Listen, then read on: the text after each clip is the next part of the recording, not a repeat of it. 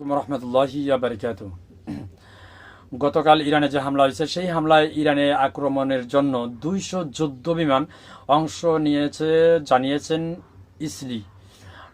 যুক্তরাষ্ট্র ও ইসলি শনিবার ইরানে যৌথভাবে হামলা শুরু করেছে। ইরানের রাজধানী তেহরান সহ দেশটির বিভিন্ন শহরে বিস্ফোরণ হয়েছে এবং শক্তিশালী। ইসলি সেনাবাহিনী জানিয়েছে তারা তাদের ইতিহাসের সবচেয়ে বড় সামরিক ফ্লাইওভার এক যুগে বিপুল সংখ্যক যুদ্ধবিমান আকাশে মোতায়েন ও অভিযান পরিচালনা করেছে। ইসরায়েলি বিমান বাহিনীর প্রায় 200টি যুদ্ধবিমান পশ্চিম ও মধ্য ইরান ক্ষেপণাস্ত্র ও আকাশ প্রতিরক্ষা ব্যবস্থা লক্ষ্য করে হামলা চালায়। সেনাবাহিনীর ভাষ্য অনুযায়ী এই অভিযানে যুদ্ধবিমানগুলো শত শত গোলা বারুদ নিক্ষেপ করে প্রায় 500টি লক্ষ্যবস্তুতে আঘাত আনে। লক্ষ্যবস্তুর মধ্য দিয়ে ছিল বিভিন্ন স্থানে আকাশ প্রতিরক্ষা ব্যবস্থা, ক্ষেপণাস্ত্র উৎক্ষেপণ কেন্দ্র। এসব হামলায় প্রায় একই সময় সমন্বিতভাবে চালানো হয়। এক বিবৃতিতে বলা হয়, ইরানের প্রতিরক্ষা ব্যবস্থার উপর আঘাত আনার ফলে ইসরায়েলি বিমান বাহিনী ইরানের আকাশ সীমায় তাদের আকাশ আধিপত্য আরও বিস্তৃত করতে সক্ষম হয়।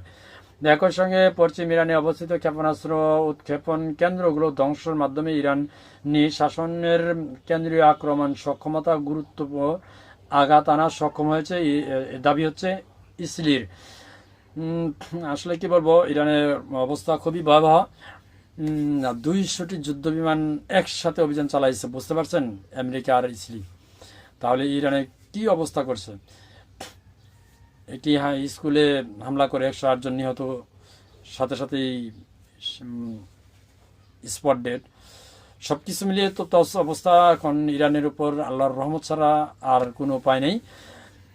ইরানও সর্বোচ্চ চেষ্টা চালিয়ে যাচ্ছেন এবং ইরানও অভিযান চালাচ্ছে আমেরিকার যে ঘাঁটিগুলো আছে সেই ঘাঁটিগুলা। আর এদিকে ইসরায়েলির যে সাধারণ জনগণ আছে তারা কিন্তু ভয়ে বাংকারে চলে যাচ্ছে ইরানের হামলা থেকে বাঁচার জন্য। তো দেখা যাক কি হয়। আসসালামু আলাইকুম।